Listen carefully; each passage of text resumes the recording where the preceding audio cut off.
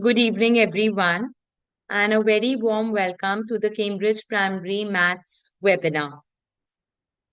To start with, Ishani has already introduced me, but let me tell you a bit about myself. My name is Pooja, and I have done my master's in international business. Currently, I head a primary school in New Delhi, and it's a Cambridge exclusive school. Apart from that, I'm a regional Cambridge trainer and have conducted numerous trainings all over India. I also work as an international Cambridge trainer for primary maths, and I'm an academic advisor for the RD School Goa. So, a part of my work also involves traveling to Goa. I have also written two blogs for Cambridge International, and it is my absolute pleasure to be here and to conduct this webinar for my favorite subject. So, to start with, thank you everyone for joining us. And let's start with a little warm up. So, what I want you to do is, I want you to think of a number less than 10, but keep it a secret. You may write it down wherever you want. Double your number. So, for example, if your number is 4, double it. Add 5 to the number. Subtract 1. Now divide it by 2. After that, subtract your original number. Now, I want all of you to write your answer in the chat box. The steps are mentioned on the screen and you can go back. I can see everyone writing a 2. We'll wait for 2 minutes for everybody to write. 2. That was really fast. Yes. So thank you everyone for being so participative. I see that all of you have written 2 and Pradeep says it will always be 2. So do you think it was magic that you all got 2? Well, it was not magic. It was mathematics at work. So basically what happened here was that when you selected a number, say if it was 10, you doubled it, right? Then you added 5 and you subtracted 1 and you divided by 2 and you subtracted your original number. So the variable got cancelled and what was left for all was 2. So this is maths. And why I did this little icebreaker to tell you that maths is all about logic, reasoning, and a structure. It is not magic, right? So what we are going to achieve after 2 hours, we are all going to understand that primary maths cover all learning objectives. We will deep dive into the course components and we will see how all course components, whether it's teacher's resource or if it's learner book or it's workbook, it works together.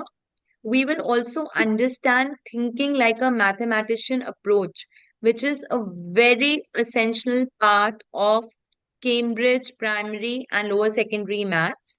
We are also going to have a last section on lesson planning and how we support your lesson planning because that is something that all of us Can I request everybody to mute themselves, please? Thank you. Can you can you tell me what you see on the screen? Can you just write down what is it on the screen? What do you think this image represents? Yes, Tamanna says it's a traffic light. Excellent. This is a traffic light, a traffic signal. Excellent. So let me tell you how we are going to use it today. So at the end of each section, I will pause for 2 minutes and I will request you to write either a red, amber, or a green. Yes, someone said, Mandeep, that it's feedback light. Yes, it's feedback light for me. So if you write red, I will understand that you have a question on this section and I might repeat what I did. If you write amber, I will say that this is a new learning which you've understood and you will review it to apply it again. And when you write green, That means you have understood it completely. At this point, I want to share with you all that in our primary classrooms, we make all our students also cut circles and keep a red, amber, and a green circle with an ice cream stick. So at different point in time, we pause in our lesson and ask them to raise the circle so that we know how their learning is. So this is a tool that we use for assessment of learning. And today I will use with you all. And later you can all use it in your primary classrooms as well. So to start with, when we hear the word maths, many children think of fear. In fact, many adults too do, because maths was dealt very differently when we were studying. But today, together, we are going to change the definition of maths. Also, one word that comes to my mind is fear, and one word that always comes to my mind is numbers. But today we are going to establish together that maths is not about numbers, equations, and algorithms. It is. I mean, it does consist of all this, but most importantly, it is about understanding. So we are going to use the word understanding. And if someone asks me what is maths for me, I would say M stands for mistakes, A stands for allow, T stands for thinking, and H stands for have. So mistake, allow thinking to happen. We all know that brain grows when it struggles, not when it gets everything right. Every mistake is an evidence of thinking. See, if work looks perfect in our classrooms, then probably learning did not happen. So gone are the days when as maths teachers, we give them an equation 2 plus 2 and they write 4 and we accept it. No. Maths now is about discussions, showing your working, how did we get the right answer, and collaborative work. How we do it in a Cambridge classroom is something that we all will explore together. So please remember the word understanding, and mistakes allow thinking to happen. On my screen, you see a document. It's called the Curriculum Framework. If you've seen this document before, please type a yes for me. If you have not seen, type a no, so that's how I'm going to take it further. Curriculum Framework, Cambridge Primary Math 0096. I see a lot of yes. So, and somebody wrote no as well. So just to give you an idea for 2-3 people who wrote no, this is the document which is available in the Cambridge Support Hub. This is a very essential document.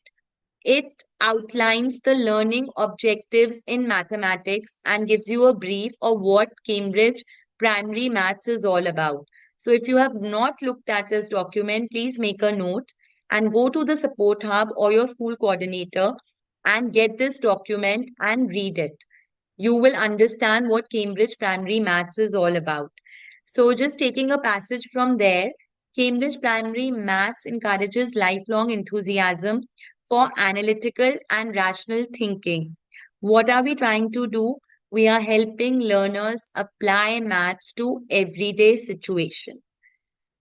According to this document, Cambridge curriculum, the primary maths needs 4-5 hours every week. So if your lessons are for 30 minutes, then you divide your 5 hours in a week according to that lesson. But you will be easily able to complete your curriculum if you give 4 to 5 hours in a week for maths. On my screen, you see a document, you see a diagram.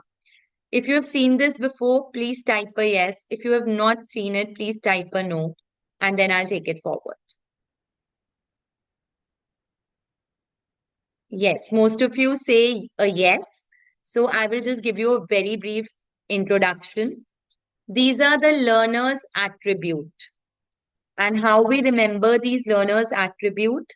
We remember it with an acronym called RISE, where R stands for responsible. Excellentially is already mentioned it. I stands for innovative. C stands for confident, E stands for engage, and R stands for reflective. So these are the 5 attributes on the basis of which the entire Cambridge curriculum is based on, which means it sets the tone for everything we do. When you are thinking, what should I do in my classroom? What is my end result? Is this activity making my learners confident? So these are the 5 attributes that you need to look at. For my primary classrooms, I have pasted it on the board. So every time I need to remember something, I just look at these 5 words. Cambridge says that not only your learners, but even Cambridge teachers, all of us, must possess these 5 attributes. You know, information is available at the click of the button. It is very easy now to get information. So, what we are trying to build in our students, in our learners, are these 5 skills. When I talk about maths, if you read the curriculum framework, these 5 skills are embedded in maths. So, what are you trying to achieve? You are trying to make students responsible in maths. You are trying to make them innovative in maths. So, when you read your curriculum framework, do read how these attributes are related to maths. And this we are going to look at in the next section. In Cambridge curriculum framework, it is presented by strands, then substrands, and then learning objectives. So, what are strands? Strands is a big umbrella, your big content areas. So, in primary maths, we have 3 strands. The first is number, geometry and measure is the second, and then statistics and probability. The circle that you see in the center is thinking and working mathematically. This is not a separate strand, it is embedded in all 3 strands. So, under number, because number is a bigger umbrella, you have some substrands like money, counting, sequence, number system, and so on for geometry and measure, and so on for statistics and probability. So, it is very essential for you to remember that Cambridge Primary Maths has 3 strands, and thinking and working mathematically is embedded in all 3 strands. And from these strands, we go to units. So, what is thinking and working mathematically? So, in short, like I said, maths is not about getting the right or the perfect answer. Maths now is encouraging learners to talk with each other, to challenge ideas, to provide evidence, for them to have discussions, show their working. This supports higher order thinking that help learner viewing the world in a mathematical way. That is thinking and working mathematically. You are thinking maths, you are working maths, you are having mathematical talk. We are going to discuss thinking and working mathematically a lot today because it's a very important part of our curriculum.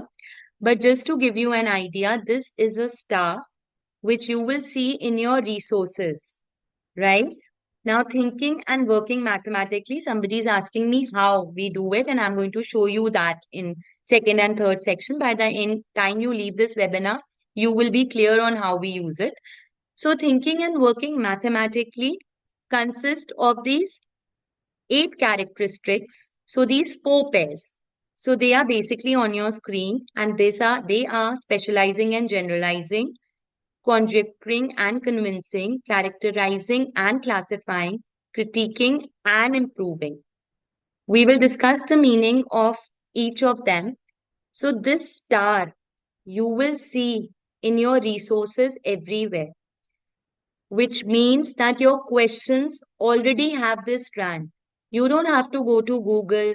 You don't have to think how you are doing. If you are using your resources well, if we are planning our lessons from our resources, we are already using thinking and working mathematically in it. Where is it is again something that I will show you in the section 3 of the webinar.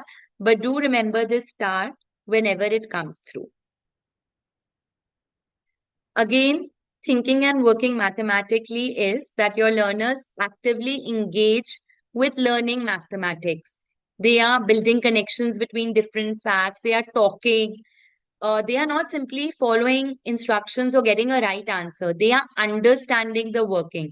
And if you see the checkpoint papers or the progression test paper in maths, Cambridge papers say show your working.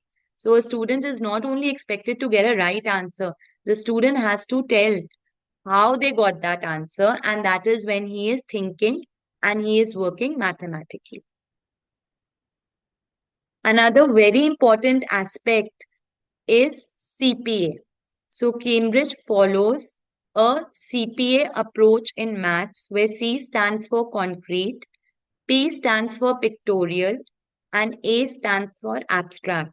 Whenever you introduce a new concept, you have to introduce it with CPA, which means that the first is that children do not understand maths if they don't experience it. So you have to give them hands-on material, hands-on thinking. That is concrete, a concrete material, hands-on material. Then you go to pictorial, where they draw what they have touched. They are representing it. There is a visual thinking and a visual representation of what they have learned. And finally, we come to abstract, where they put their symbols on paper. So it is a three-step approach.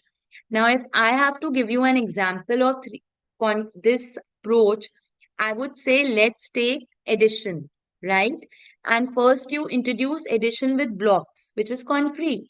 Then they draw a diagram, say squares in their journals, and they add that concrete material. So that is visual, pictorial. And then they finally solve it like 2 plus 3, which is abstract and symbol. So for all your concepts, even in your resources, we follow a CPA approach, concrete, pictorial, and abstract. To follow this approach in our classrooms, we need to have hands-on maths resources. There are pictures of manipulatives here. And if you have used these manipulatives, can I ask you, have you used dices? Have you used 100 board? Have you used cards? If you have used, please write down the name of manipulatives. Yes, someone says all of these, which is excellent. So in our classrooms, we always have a basket full of manipulatives. So anytime that we know, we just pick it. Amrest, Pradeep says it's useful for all concepts. I completely agree. So these are a few examples and manipulatives that you must have in your maths classroom. Excellent. So this brings us to the end of our first section. Basically, what we explored together was as a document called Curriculum Framework. It has learning objectives. We explored CPA approach. We understood there are three strands, and thinking and working mathematically is an important strand. If it is clear to you, please type a green for me. If you have any questions, then red. If it's amber, where you need to revisit something, please type an amber for me, and then I will proceed further in 2 minutes. I see a lot of greens.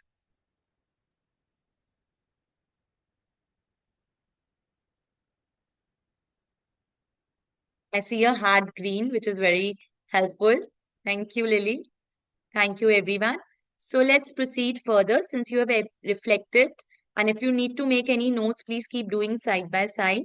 I see a green apple, Tamanna. Thank you. Thank you. Let's move to our second section. The second section is on course components. And there are basically three course components that we are going to explore. It is teacher's resource, learner's book, and the workbook. Somebody is asking me about strands. I will come back to all your questions by the end of the session. I'm noting them down. So the primary maths, if you see on the screen, this is how a teacher's resource look like. This is for stage 3. At 3 is mentioned. You have learner's book for the same stage, which will be in the same red color, but it would be a shade lighter. Then you will have a workbook, which will be a shade lighter of red. So different shades of red. So you have teacher's resource, you have learner's book, and you are going to have work. Today, we are going to explore all three in detail and we will understand how we use them. So, these are the three core components of primary mathematics. Now, the key vocabulary which is used in the Cambridge resources is learning intention. How we used to say learning objectives. That is what it means, what your students will learn in every lesson. Success criteria is an evidence of their learning. Getting started is prior knowledge. What did we know before?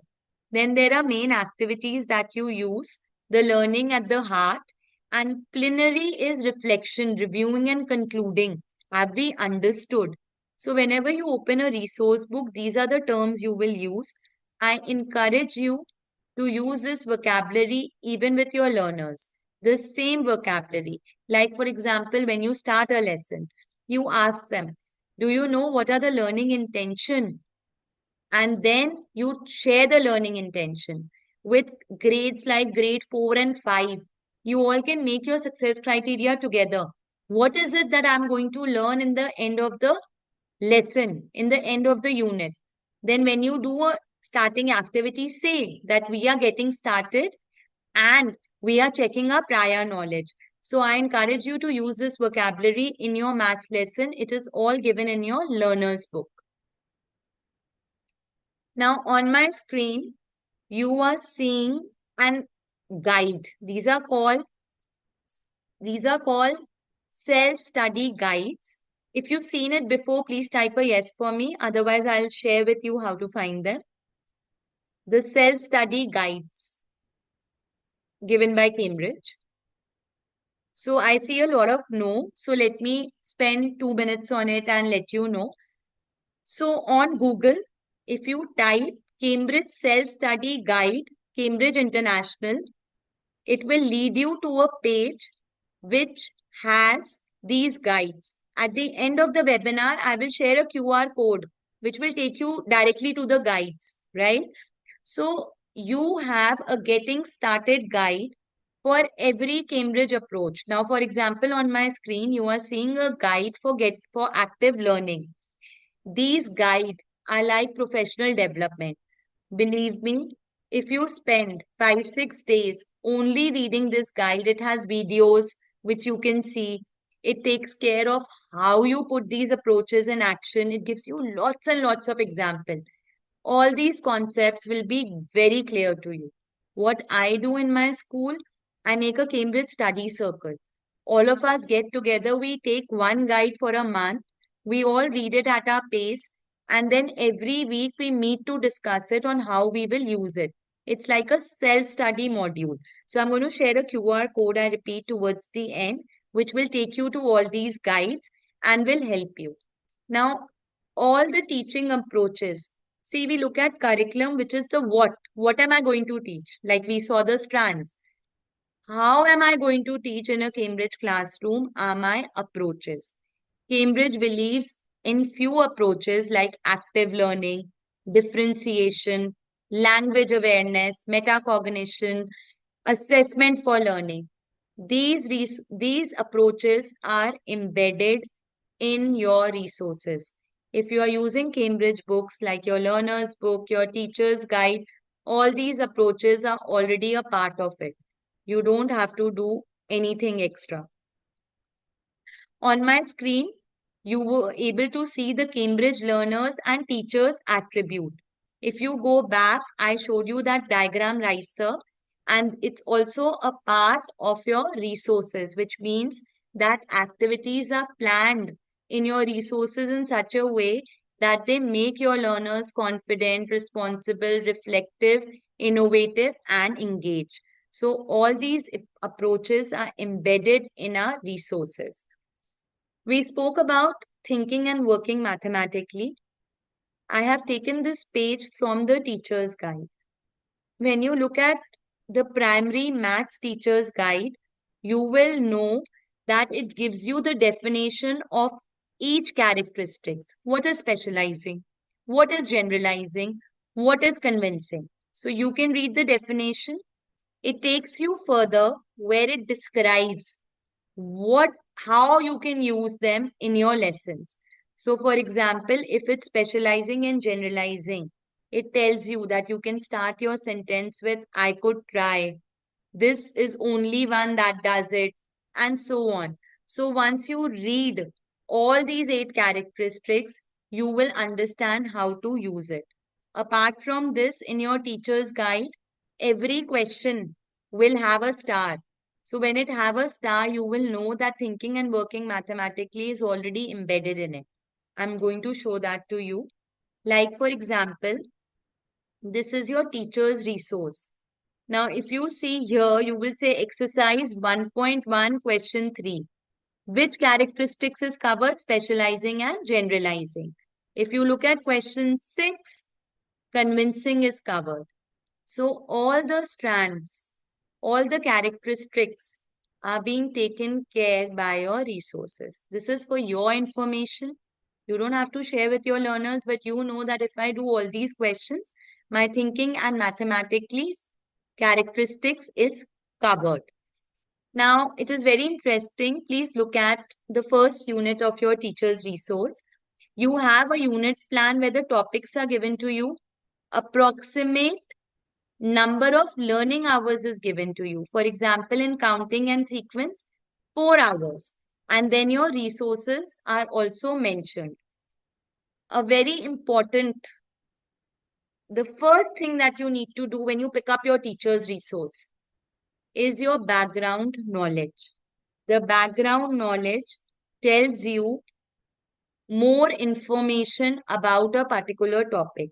So the first thing that you need to do as a teacher when you are planning your lesson is to read the background knowledge. For example, in this it guides you. Before starting this unit, you may want to use the diagnostic check to ensure that they are ready to begin stage 4. It helps you identify gaps. Then it gives you advice on we are surrounded by numbers in our everyday life. Have a display of pictures in your classrooms. So the first thing you will do is read the background knowledge in your teacher's resource. My suggestion to all of you is teacher's resource is like a Bible. It's the first thing you need to read when you need to start planning your Cambridge primary maths lessons. The teacher's resource helps in planning lessons. It helps in delivering lessons. We are all talking about differentiation these days. How do you do differentiation in your classroom? Your teacher's resource already has differentiation ideas that you can just read and implement it in your lessons. It has assessment. It has something called as teaching skill focus, which we are going to look at. Now, what is teaching skill focus? Let me tell you. So, teaching skill focus is again for your information. It tells you what skill does this unit focus on. So as teachers, again, you can read and evaluate it so that you know what is it that I am trying to achieve through this unit. For example, in this particular unit, the teaching skill focuses investigation. So they are allowing learners to explore mathematical concept and so on. So you can read it in your meetings and to get a good idea of the unit. In both primary and lower secondary, teachers resource has all the ideas, but there is a very important source. It's called additional teaching ideas. Now, when you are planning your lessons, I strongly recommend that you go to additional teaching ideas. I'm going to open it for you, where you will find much more on lesson development. It contains your resource sheet, it contains test, it contains language sheets that you can use along with teacher's resource. And I will show you how it looks like. So when you are planning your lesson, if you see on the screen, there are approximate number of learning hours given. So you have to, these learning hours includes all these resources. Now, for example, let's look at one for clarity. If I had to start counting and sequence, right? So I know it will take 4 hours. Now, what will I do in those 4 hours? So Cambridge recommends that first you do your learner's book section 1.1. Then you do your workbook section 1.1. In addition to this, it recommends that you open your additional teaching idea, which is in your Cambridge Go, where you download your resource sheet 1A, your resource sheet 1B, your resource sheet 1C, and your resource sheet 1G. And you do it in your classrooms. And then it recommends that you open your digital classroom and do a stick pattern. So the 4 hours are inclusive of all these resources. If you do this much, it is enough for this unit. So this is the guidance that Teachers Resource provides you. So this is how the digital additional lesson idea look like. So you go to your Cambridge Go, where you have your teacher's resource, you have your learner's book, you have your workbook. There is a fourth square, which looks like this, what it looks as my screen. It says downloadable resources. You have to click on downloadable resources. Once you click, you will see that it opens unit resources. Now, under unit resources, it has resources for every unit. So you can take unit 1 resource, unit 2, and you download. When you download the zip folder, it will be saved on your laptop or your desktop as a folder. And when you open it, it will be saved as a Word file and also as a PDF file. Now, why two files? Because Word file is an editable file. If you want to use your school logo, if you want to delete or add something, that is why Cambridge has provided you editable file. If you do not want to change anything, please use the PDF file. So you will be amazed to know that the additional resources has differentiation worksheet, it has language worksheets, it has resource sheets, it has end of term assessment papers. So you will not need to go anywhere else for this. You can just download it for your unit. Also, your additional teaching ideas has starter idea, your main teaching ideas, your plenary ideas. It gives you so many ideas that you can use for your unit planning. So we looked at a teacher's resource in this section, and together we saw that teacher's resource can be used for planning and for delivering lessons. It is the first thing that we should use. And then we looked at the additional teaching resources, which has resource sheets, language sheets, etc., which you can explore. If what I told you was clear, please type a green for me or a red if you have any questions. I see a lot of greens. I also saw one amber heart. So I request you that you go to Cambridge Go and explore it. If you have any questions, you can email me. I'll be happy to help you. Thank you, Tamanna, for the green apple, Soumya for the green heart. So, teacher's resource is clear to us. So, we can move ahead. Now, this section is on primary learner's book. Right? I'm going to take a minute. I'm also reading responses and then I'll start.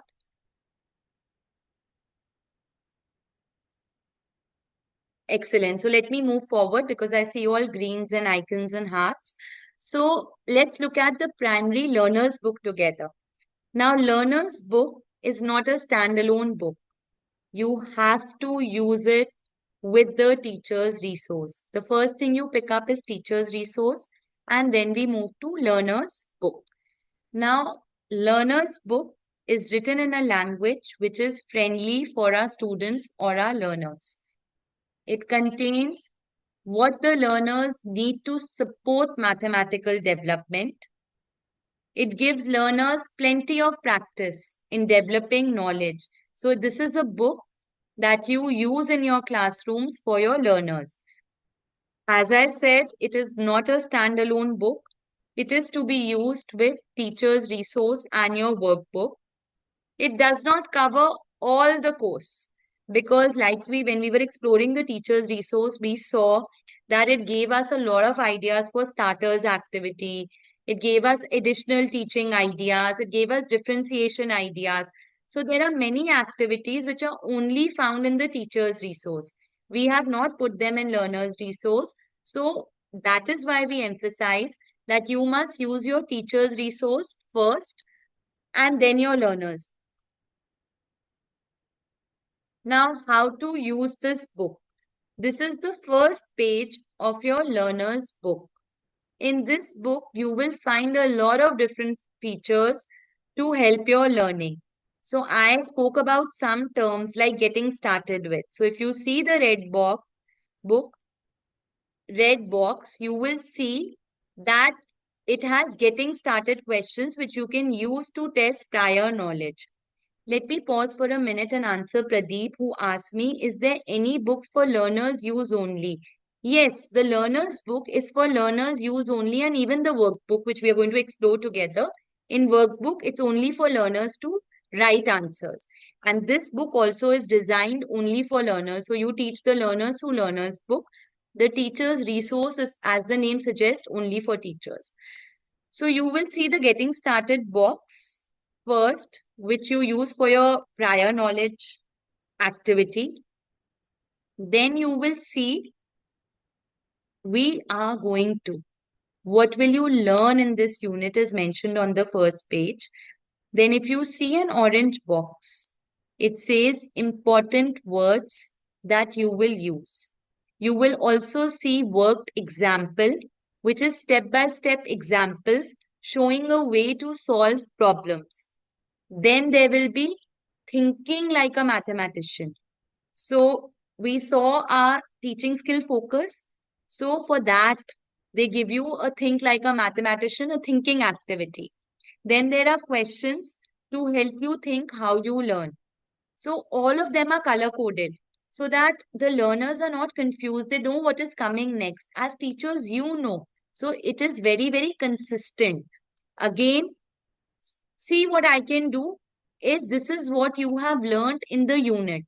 Then check your progress, which is nothing but assessment. So questions that cover what you have learned in the unit.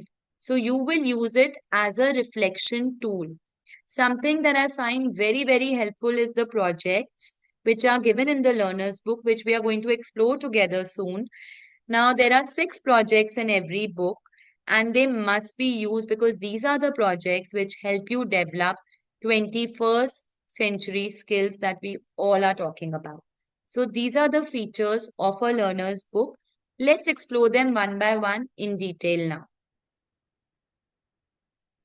So, when you open your book, you will see thinking and working mathematically. Now, what they have done that they have mentioned the characteristics in a child-friendly language. So now, if a child has to read it, or if you have to read it out to your learners, it says specializing is when I test examples to see if they fit a rule or a pattern. Generalizing is when I can explain and use a rule or pattern to find more example. Improving is when I try to make my maths better. Did you all notice that it is in child-friendly language? So you encourage your students to keep coming back to this and keep reading it. So they will also understand the definition of each of this term. And soon you will see that in your math classroom, the students will be using these terms. So why there are two thinking and working mathematically? So in the learner's book for year 1 and 2, for stages 1, 2, 3, it is in a very simple language. And when you move to the upper primary, which is grade 4 and 5, it's in a slightly difficult, or I would say a slightly challenging language as per your learner's need. So the same thing specializing is more detailed. It says when I choose an example and check to see if it satisfies or does not satisfy a specific mathematical criteria. Like when I see improving, it has more lines. So this is for your lower primary, simple language. and this is for your upper primary. Now let's explore this book together so that it becomes easy for you. So the first red box is getting started. I have picked up numbers and number system as an example. So getting started is to test your students' prior knowledge. In Cambridge, we always start with knowing what the child knows. Because please remember, the Cambridge curriculum is a spiral curriculum. It is in progression. There is a progression document available for you all, which means that if you are doing fractions in a particular year, it will come back again. So when it comes back again, it is essential for you to check the prior knowledge. How do you check the prior knowledge? With getting started column in your learner's book. So you will go through these examples with your children to know what your learners already know about numbers and number system. How you attempt it is your way. Sometimes I make groups and do it. Sometimes I ask them to do and each other to check. So it's completely up to you how you want to use the book. Now, as you see, the same boxes that we explored, there is an orange box for language, then there are work examples, then there is thinking like a mathematician box. So these are the kind of questions that you should use in your classroom. Again, we are going to. What is it that we are going? Remember our learning intentions? So we are going to do this. Now, when you see this orange box, you will see maths vocabulary, the language support. So these are the terms that you should use in your maths lesson. You can even read it out with your learners.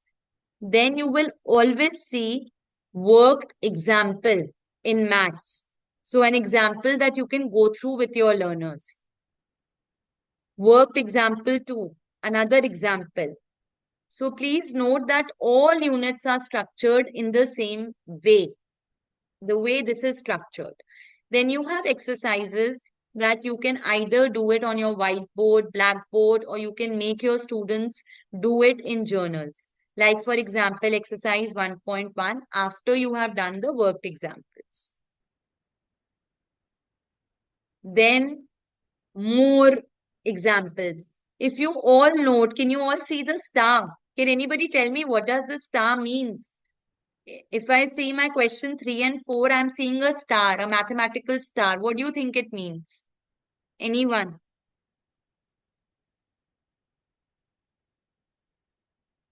Where did we see the star before in our presentation?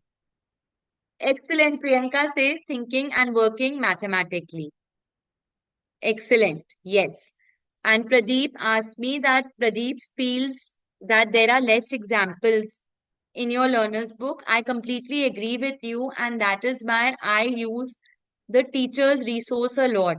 So I use a lot of questions from teacher's resource. I use a lot of questioning from workbook, and I download language worksheet, resource worksheet, my end of term test. So when I do all that, I have enough questions to deal with a particular unit. But I do agree with you. Sometimes I feel the learner's book has less, and that is why I enhance it with my teacher's resource. You all have understood. So thinking and working mathematically will have this star. So you don't need to do it again. It's already embedded in the resources, like I mentioned.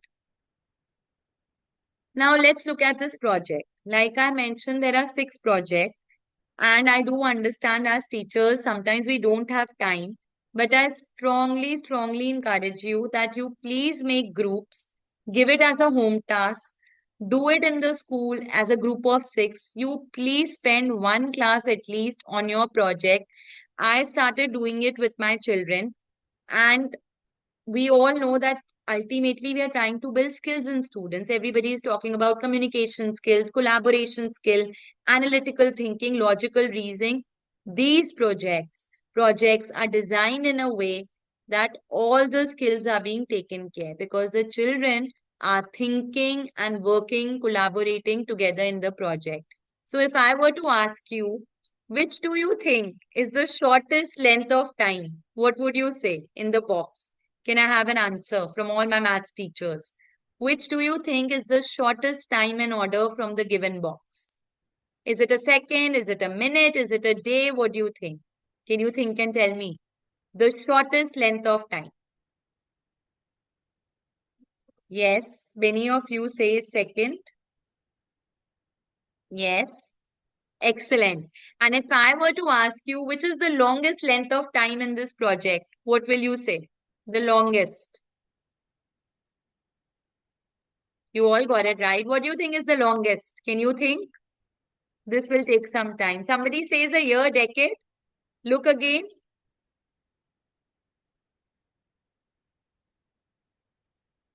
A century. I'm getting all the different answers. So, well, in the classroom also, when you do the project, you'll get a lot of different answers. So, you have to open it for discussion. You have to ask the children, what evidence do you have?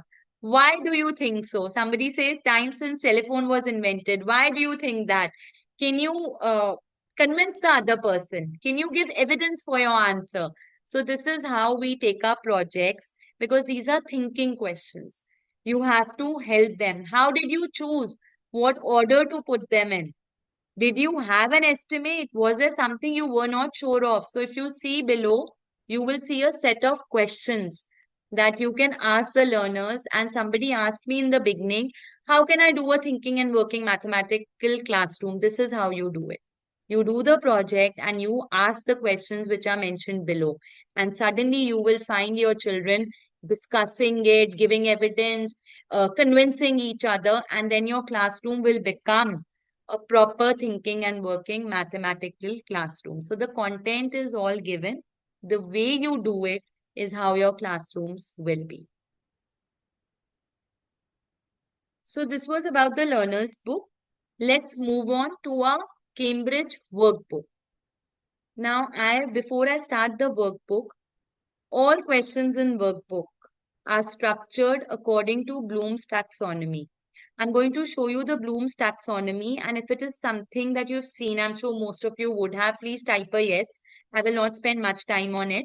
I'm sure this is something that you have used as a base for your questions, etc. It's something that's been with all our educators since long. Excellent. So since you all have seen, let me just keep it very brief. So in your Bloom's taxonomy, the lower two triangles are remember and understand. These are important for us. So what we have done in Cambridge workbooks, we have divided the question of every unit into three headings: focus heading, practice heading, and challenge heading. When I talk about focus, the focus question are the ones from understand and remember, the lower ones. These are also important for us to know whether the children have understood and for them to master the basics, for them to practice. The second heading is practice. Now, practice is apply and analyze. It is taking care of your middle circle. And lastly, we have the challenge questions, which is evaluate and create. These are your higher order thinking questions. So please understand the workbook is structured according to Bloom's taxonomy. It is taking care of the entire triangle. Let's have a look at the primary mathematics workbook. Again, I have taken numbers and number system. In this, there is a worked example for you all to recap or do it with your learners. And when the question starts, it starts from focus.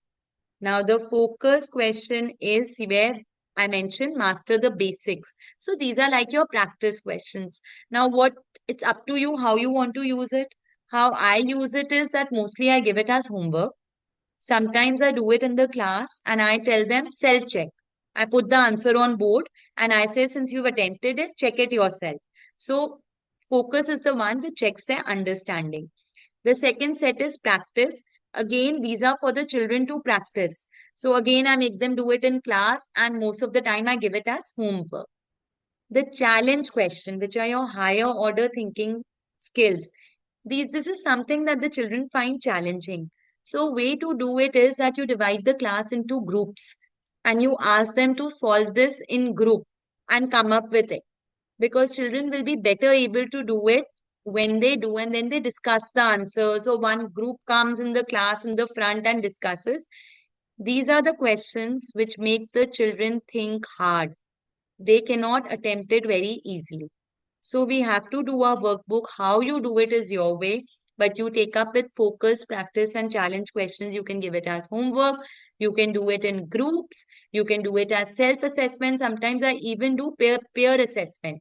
So I give them practice question and I say that, for example, Pradeep will check it for Carol. Indrajit will check it for Pooja. So like that, you can make each other also check.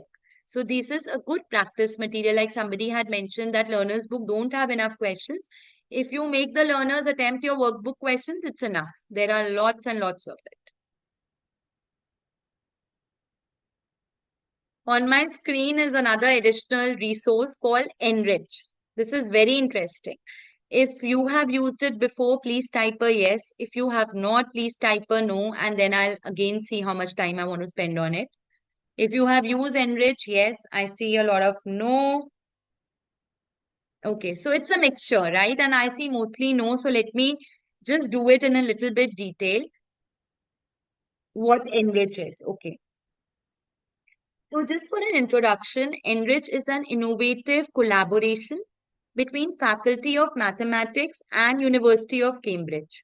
What does it have?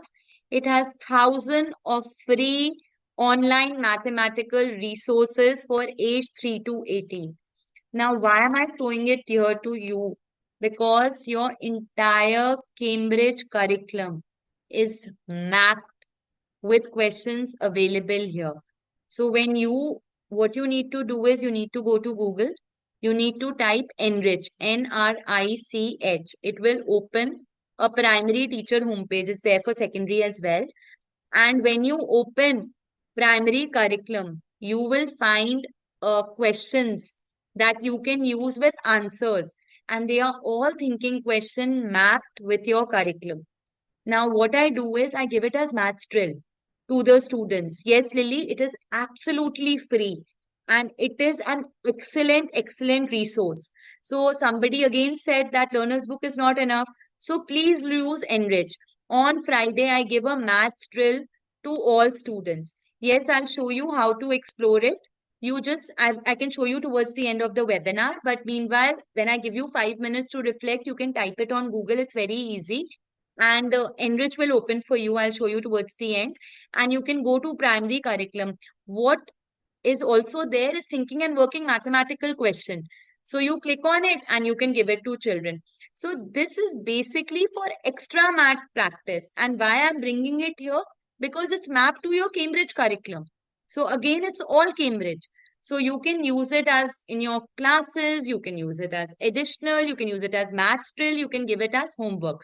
So it's an excellent resource. Please note it down, Enrich. Now, I was showing you project in your learner's book. Yes, I will navigate it towards the end. So when I finish the webinar, I'll open my Google page and I'll take you to Enrich. I'll do that extra, please. I'll do it towards the end. Now, Enrich projects, like remember we explored the project in our learner's book. Similar, almost same and similar projects are also available free on Enrich. So you can assign it to your learners for every unit that are also given in your Enrich. So in this section, we explored the learner's book, how to use it, how consistent it is, it's color coded, it is in a child friendly language. We understood how workbook is structured. There is focus, there is practice, there is challenge questions. They are based on Bloom's taxonomy, how to use them in class. And the third thing that we explored in this unit was Enrich, which you have requested me to help you navigate, which I'll have to do it at the end of the webinar. And Enrich contains free online resources mapped to our Cambridge curriculum. So if it is something that you have understood, please type a green. If you have any questions, please type a red and we will take a 2 minutes break. I see a lot of greens. I will wait for a few more to reply.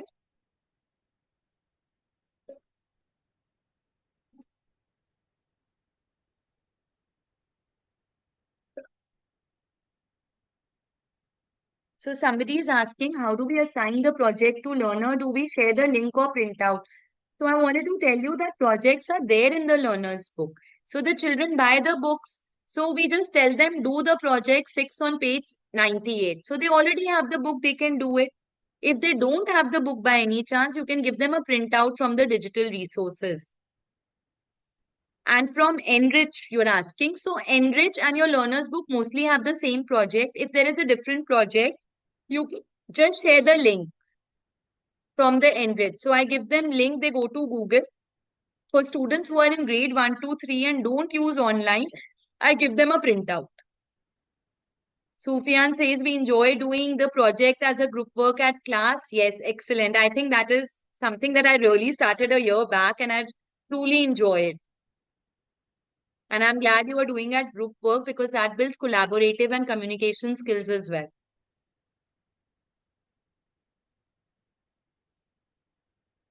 So let's move on since I only, yes, this is the link, Enrich Maths ORG Teachers Primary. That was really fast and I'm glad you put the link for everyone in the chat box.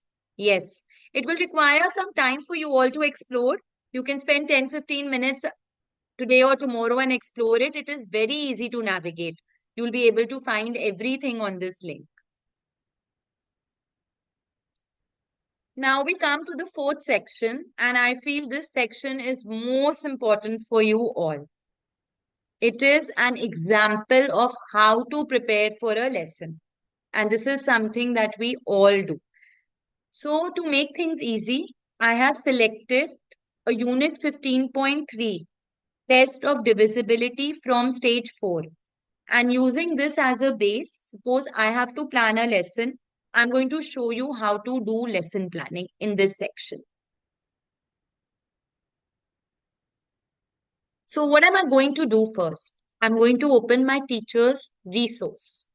When I open my teacher's resource, I go to 15.3. You see a red arrow and I know that I have to devote 2 hours to this unit. And what do I have to do in the 2 hours? It is mentioned that I see my learner's book section 15.3. I open my workbook section 15.3.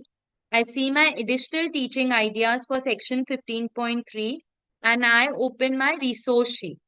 So these are my resources that I use for my 2 hours, right? Then I will read the background knowledge. This is really useful information for teachers in the background knowledge. So for this unit, I'm going to read what this is about. So for example, it says this unit is all about special numbers, odd and even numbers, factors and multiples, negative numbers. So I will read for my understanding. What is this unit about? So this is my second step. So the first rule of a lesson planning is you always start from your teacher's resource, right? You use the unit plan to allocate the number of hours. See, I showed you these are the hours which are given 2 hours for this unit. So first very important thing is that you need to know that I have 2 hours and my lesson is for 30 minutes. So I'm going to need 4 lessons. So this is how you change it as per your school context. Then you add your learning intention and success criteria. I will tell you how to find it. So this is a lesson planning template that Cambridge has provided you this template in your Cambridge Go, right? And in Cambridge Go, you have this. So what you need to do is that you can download this template. It is an editable format. So if you want to add a column or remove a column, we are very flexible. You can do it as your school context. I use it as it is because I find it very easy. Before I move further, Rolly is asking 2 hours is the classroom teaching time or it should include time within which we should finish a certain unit. So 2 hours include time with which you should finish all this. Learner's book, see the section 15.3, yes, workbook 15.3 additional and whatever is left can be given as homework.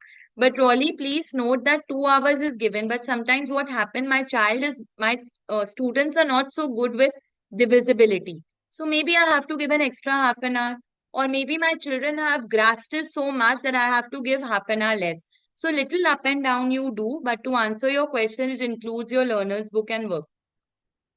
So you download this template. Now in this template, you see there is unit lesson, there is learning intention, there is success criteria. This is available here. See, learning objectives is available, success criteria is available, language support is available. So from your teacher's resource, you can directly fill your template. It is clearly given. Then in your teacher's resource, you have starter's idea, which you can put in your template. You also have additional teaching ideas, main teaching ideas, which are the hard. So you just read and you pick and choose. See, believe me, it is not possible to do everything from the learner's book or teacher's resource. You cannot finish everything. So you have to pick and choose as per your learning objectives. If you feel by doing two activities, your children have understood addition, then it's okay. If you feel they have not understood, you might need to pick up four activities. So this is something that you as teachers have to decide, right? So this is the starter idea. They are very interesting. So let me read out one. It says count forward in steps of 2, 5, 10, 25, 50, and 100. It is also telling you how much time should you spend in a class. Ideally, you should spend only 5 to 10 minutes in the starter activity. Then you have an additional teaching idea. It has another starter activity. Now you don't want to do three activity, right? There's one in your learner's book also. So you have a teacher has to choose what works best for you. You can pick up one, you can pick up two, you can pick up three, depending upon the time and what your learners have understood. Now, this is your learner's book. It also says we are going to, your learning intention that you can read out to your children.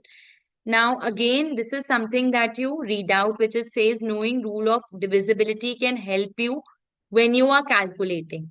Now, this is a beautiful example of how your learner's book has connected your rules of divisibility to a product code. When I did this lesson, I made children bring their watches. You don't even have to bring in, mostly they're wearing it or it's there in your learner's book. And then they calculated whether watch is fake or real. And they applied your rules of divisibility. So my idea of showing you this today is that when we say that maths should make connection to reality, it is already there in your learner's book with these real life examples. So remember that in the first section, we were thinking that maths is when they know that maths is all around them. So if you use your learner's book completely, you'll be able to connect it with your real life and everything around you. Now, this is a worked example, right? So somebody said this activity has an error. We will discuss it for sure. So worked example, there are 4-digit cards, right? And you use the card to make a total. So again, worked example is something that you can display on the board or you can discuss with your children. And then you have an orange box. These are the language support or the vocabulary terms that you must use with your students. Again, the tip is that you always start from your teacher's resource while planning lesson, but you must look at the starter idea and getting started in the learner's book and decide how you want to adapt it. Then you read the teacher's resource and learner book and make guidance notes, and you ensure you note and adapt the assessment and differentiation opportunities which we look at. I'm going to pause and somebody asked that how to maintain notebooks. So in your maths journal books, I often do the exercises which are mentioned in learner's book and make the children answer them in the notebooks. The workbook questions, sometimes I make them solve in the notebooks. Sometimes I make them copy the worked example by changing the numbers. So that is how you maintain notebooks. The starter activity, sometimes you tell them to write answers in the notebook. So that is how the notebook can be well aligned with your teachers and your learner's book and your work. The second page of your template has introducing the lesson and timing and lesson activities at timing. Again, we go back and we see that after worked examples, there were a lot of other examples that you can use for introducing the lesson. You can go back to your teacher's resource. And after starters idea, it had main activity ideas That is what you use for your lesson activities. Pradeep asks, are you solving all the questions of learner book? No. Personally, I'm not. It is not possible to do all the questions. I pick and choose as per my learning objectives. But if it is a particular topic, like for example, the children in my school were struggling with coordinates. So then I made them do all. But mostly I don't do all. I pick and choose. So similarly, you can pick and choose. You're not supposed to complete the entire learner's book. I don't think so it's possible. Again, this is where you get your main teaching idea and you fill your lesson activity. Introducing the lesson is your starter idea. I'm again telling you to use your teacher's resource and your learner's book and fill this template. So here I have put a learner's book just to tell you that main teaching ideas is available in both the books. You can either do both or you can pick and choose. Think like a mathematician. It's to make you think hard. Again, for extra practice, you can use this from your learner's book and put it in your lesson plan. Now we speak about assessments. So how do you assess what the child have learned? How do you make them reflect? It is mentioned in your learner's book. For example, look what I can do. So you ask your children to tick it if they can find numbers that are divisible by this. So then they tick it. If they can't, they cross it. Similarly, it says at the end of every lesson or unit, check your progress. So they look at these set of questions and they write down. So somebody was asking, what do they do in notebooks? This is, they can write it down in their notebook as well. So what is the largest even number you can make? So you make the children do that in a class. These can be used as FA, that is your formative assessment. They could be used as class tests, class assessments to know how much the children have learned. Some schools also use it as summative assessments. It's completely as per your school context, but these are very good recap question designed to check the entire unit. So I strongly encourage you to use them as your assessment questions.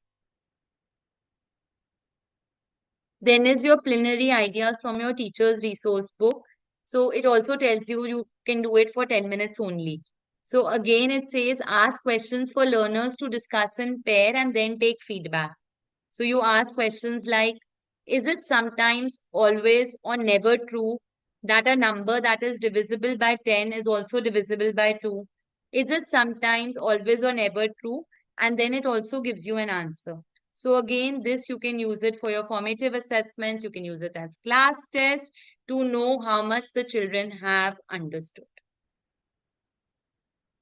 Now, if the topic is over 2 or more lessons, you can consider what time you will divide. Like I mentioned, that you cannot do all the questions, you have to pick and choose.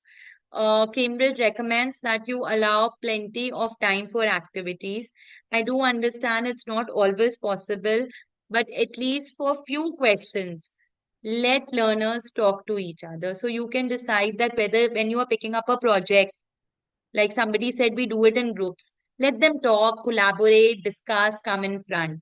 Then again, for project, you can make it as a group activity. You have to wrap up the lessons with the workbook and your reflection, which is given in your learner's book. This is the reflection which is given in your learner's book and also in your teacher's resource as a preliminary idea.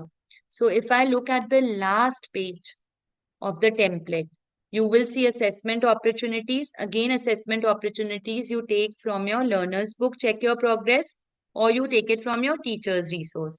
Now, differentiation opportunities are given in your teacher's resource. Homework ideas are also given in your teacher's resource. You just have to pick and choose. I sometimes give workbook pages as homework, my focus question and practice question to my students. You can do the same. Reflection is again what we saw in the learner's book. Can I do this? I can do it. That's how the learners are reflecting. Also, I'm encouraging you all to use traffic symbols. You can use it in your classrooms. They can pick up a color and let you know whether they have understood a concept or they have not understood a concept. This is your workbook, which we saw before, where we have focus, practice, and challenge questions. Again, these are the workbook that you can use in your lesson plan as homework, or you can use it as assessment opportunities, or you can put it as your main teaching ideas where you need to practice. It depends on you how you want to use them. The challenge activities, like I mentioned, can be used as group work. Children can do this together. Your focus can be used as self-check, peer check, etc.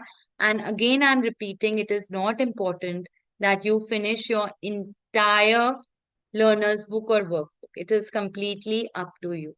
And then comes our projects, which you must, there are only 6 projects in a book. Even if you can't do 6, do at least 3. But you must take it up with your students. These classes become thinking and working mathematically, where children discuss with each other. Like, for example, this is a project on special numbers, and they work with partners and they tell them how many tiles are there in each of these 3 squares. How did you work it out? See, how did you work it out? Time for discussion. How many tiles added? What did you notice? See, such a different question. What did you notice? How many? Can you explain what you noticed?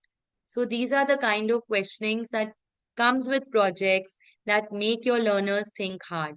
That is why I strongly recommend that even to grow as educators, you must take this kind of questioning in your maths classroom. These are the resource sheets, and these are available in the additional teaching ideas. Remember, I showed you Cambridge Go, the additional teaching ideas, and I mentioned that you have end of term test, you have language worksheets, or you also have resource sheets, right? Like resource divisibility game. So these resource sheets, what I do is I sometimes cut and keep these in my classes in a basket. So these are the resource sheets that, and children love them. So you can actually use them for all units, and you must explore. There are 2, 3 resource sheet available for each unit. So, someone wants to know, if you don't complete the entire workbook or learner book at stage 4 and 5, then do learners face problem at primary checkpoint? So, I have been taking primary checkpoints in my school since the last 5 years. They face no problem because you have to ensure that your learning objectives are met. Now, in your checkpoint, only stage 6 syllabus comes, right? So you have to ensure that all the learning objective of stage 6 is taken care of. To repeat, if for example you have addition, the children can add 4-digit number is your learning objective. It is okay if you do 2 questions from learner's book and 2 questions from workbook instead of 6, as long as your child has understood. If there is a learner who's finding it difficult, you can allow 2 extra questions. So they do not have any difficulty in primary checkpoint as long as your learner's book are met.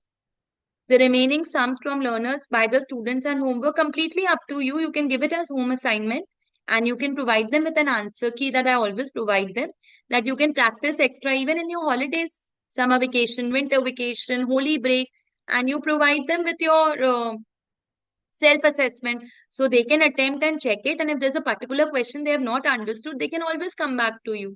So it can be allotted as homework, completely up to you.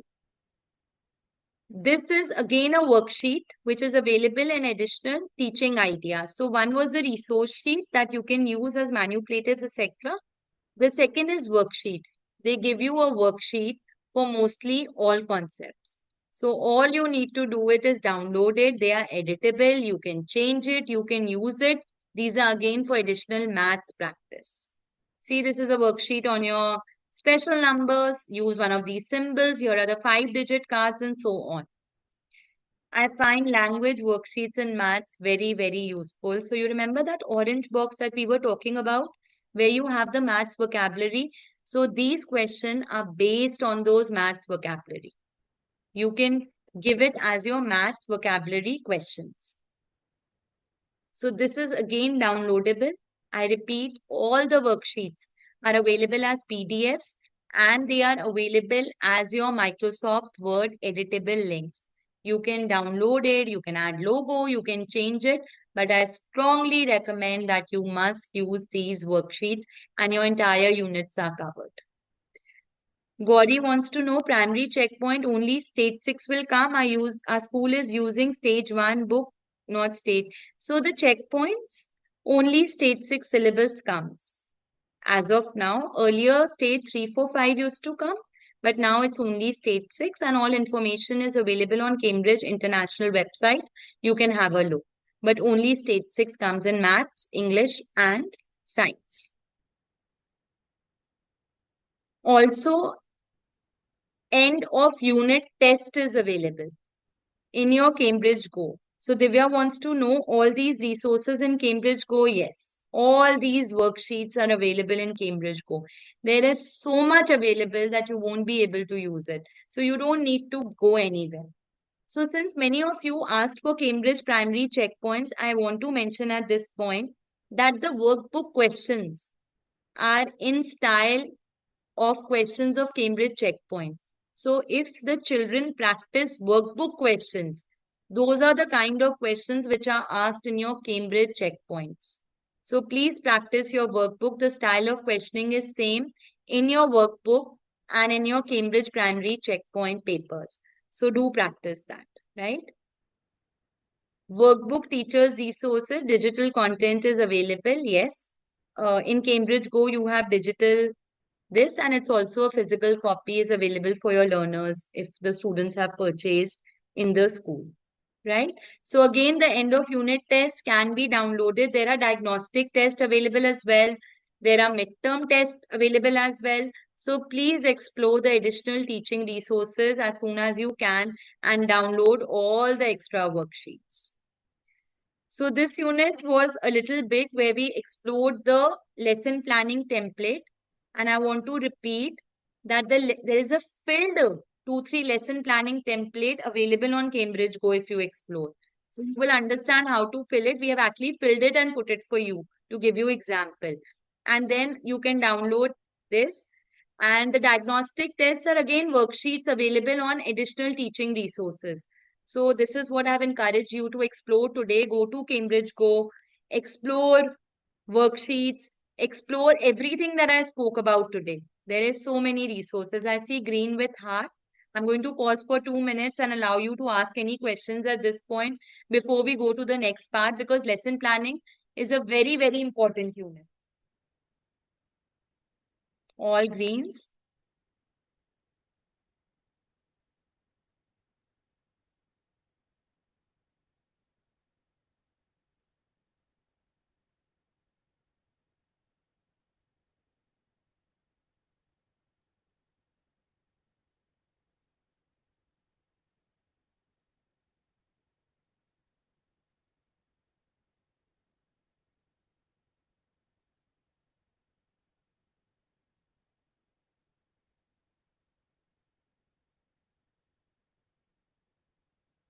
I see yellow. I see green.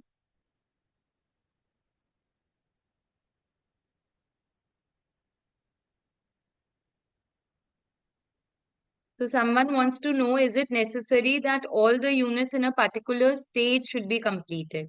Yes, units all should be completed.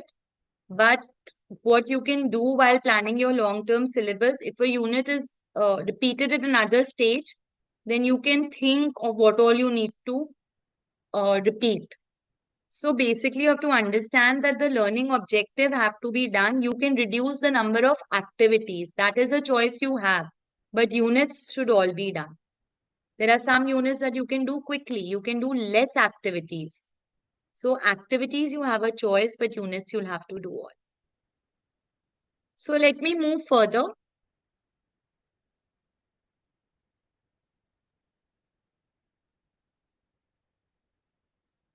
I see all greens.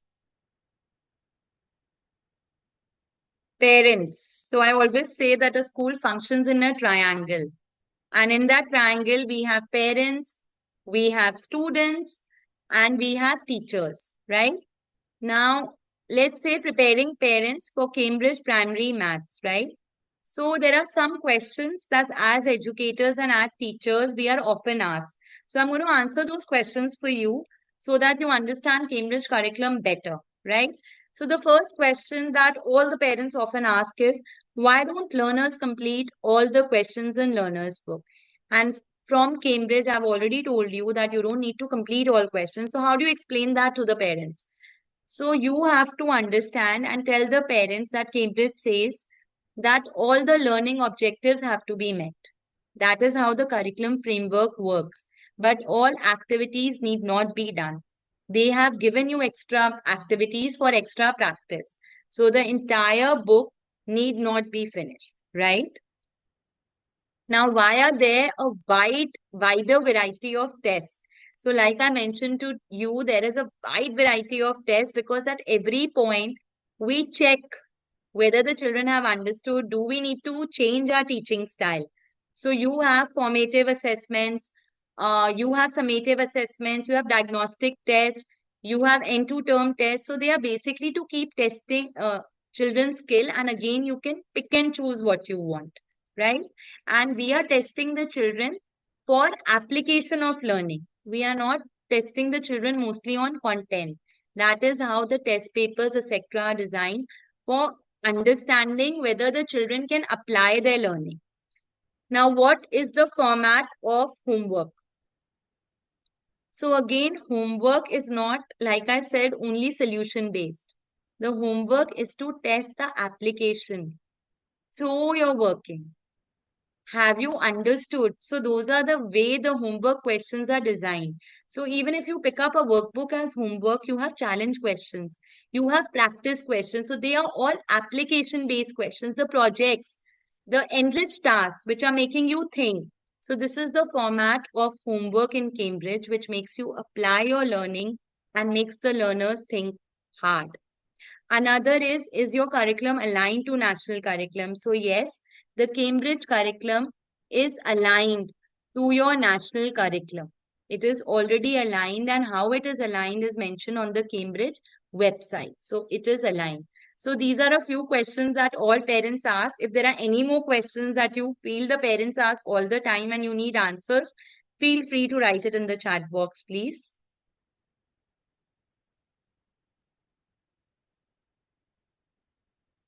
So when you go to Cambridge Go, we have prepared a letter for the parents. Again, you can download it and you can use it and share it with parents. So parents often ask us, how can I help with my child's learning? So we have prepared these 4 points for them, which you can share with them as it is. It says, encourage them to be curious and help them find answer to the questions. Read with them and listen to them read. Ask them what they think of the book they are reading. Ask them what they have done at school today, talking about what they have learned, their understanding. So, this is how you can help with more children's learning, right? So, you don't need to be a teacher to help your children learn. There are simple ways that you can support. So, you can share these letters with the parents. It's available in Cambridge Go.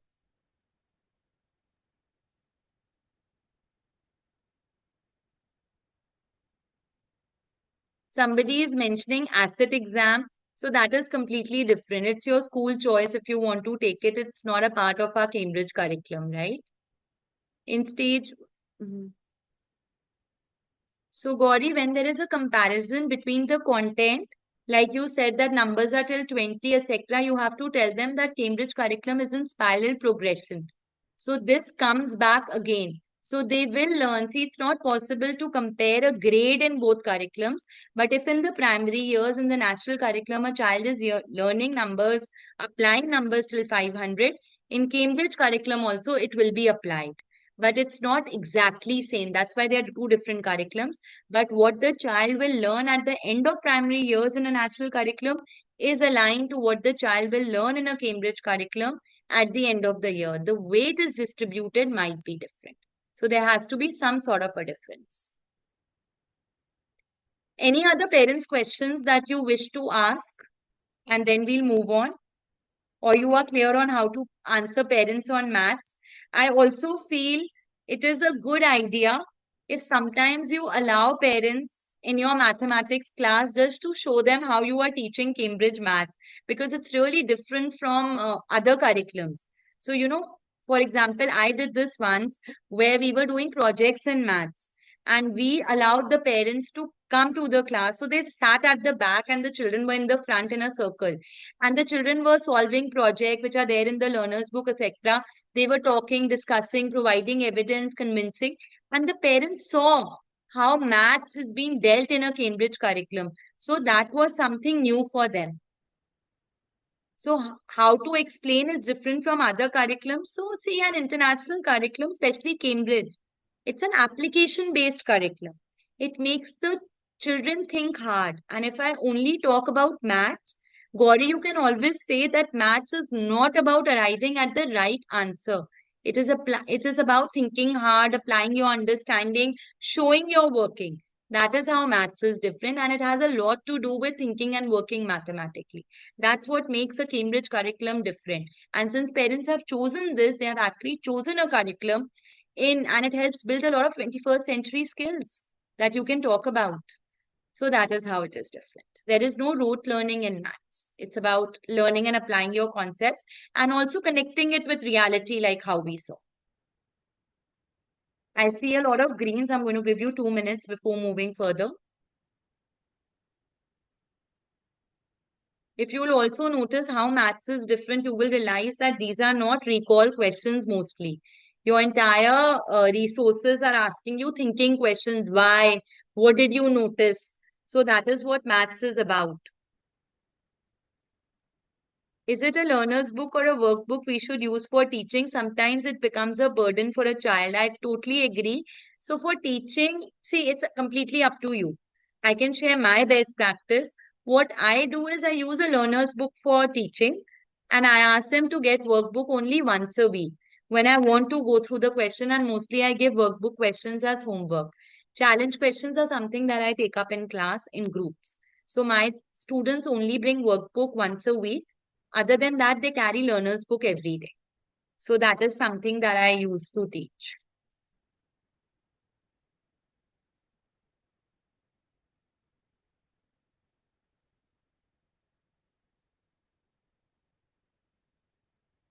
We can give workbooks on weekends. Absolutely. I do that all the time. I give workbook questions over the weekend. And the children who find it difficult, they come and discuss the questions with the teachers if there is something they can't solve. Right? I see a lot of greens. It's lovely to see your different icons in green, very creative. So let's move on to the last part, which says developing your professional practice. Now, why do you do professional development? So, see, firstly, we have to understand that gone are the days where we studied one curriculum and it remained same, and we did not need to upskill. But now, as educators, we need to always upskill ourselves, right? So, professional development helps you develop your skills and your competence. And when you develop yourself as an educator, who is benefiting? The students. And we are all teachers and in the profession of school only for our students, right? That's all our aim. So they benefit from our professional practice. For example, whatever you learn today, where are you going to implement?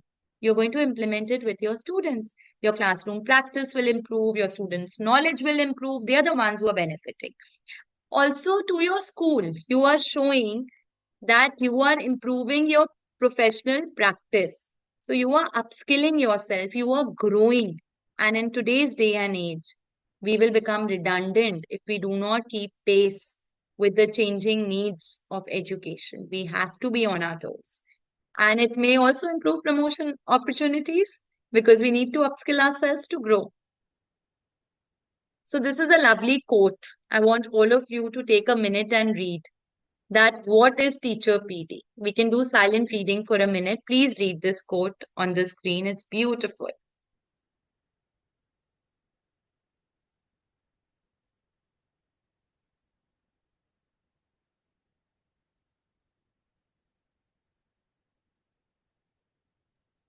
This is what teachers PD means. This is what teachers PD is. Now, again, we put a graphic to make you understand that when you improve as teachers, then you need to improve teaching performance. It leads to well-designed training, a structured, carefully designed training. What does it lead to? A greater teacher confidence. It leads to better teaching activities, right? An engaging class. And ultimately, if you see the red box, whatever I may say, a professional development opportunity leads to an improved student learning outcome, which is what we need in education, which is what is our job as educators. So this shows you why we need to constantly upgrade ourselves. Now, I want to mention at this point, there is a course from Cambridge called Preparing to Teach. It is a professional development course which helps build around Cambridge University Press resources. Now, if you do, and I'm going to share the QR code with you, if you do that course, it develops your classroom skills and knowledge. It also helps you train other people in school. So from a teacher, you can become a trainer. It is training to train model. I find this course very, very useful because you can develop as a senior teacher, as head of department and subject lead. So this is how the course goes. You improve your own knowledge, you share it with your department head, and teachers gain practice. So we have shared the registration link for Cambridge Primary Mathematics resources. You can see it in the chat screen. I'm going to pause for 2 minutes. You can scan this QR code. It will take you to the course. It will take you to the Cambridge Go website.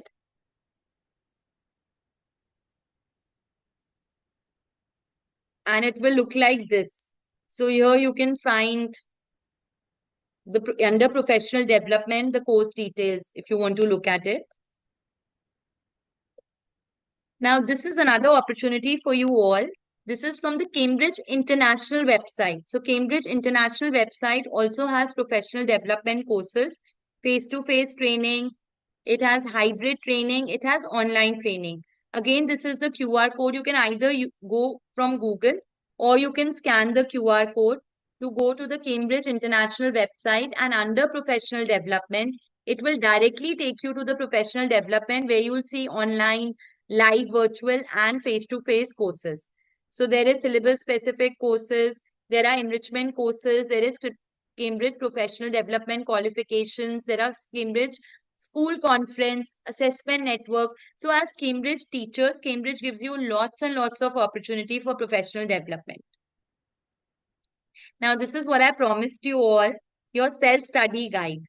If you scan, and I'm going to pause for 2 minutes so that all of you can look at it very, very carefully. This is really useful. These are the getting started guide. And these are also available on Google in case you can't scan it. So the getting started guides are available for mostly everything. They are also available for AI.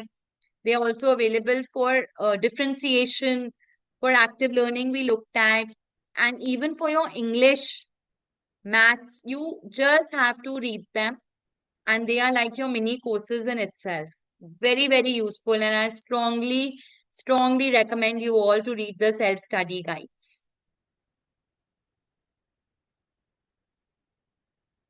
Can you give me a yes if I can move ahead? If you found your self-study guide getting started, can one or two people write yes? And yes. Excellent, Vishali. Thank you.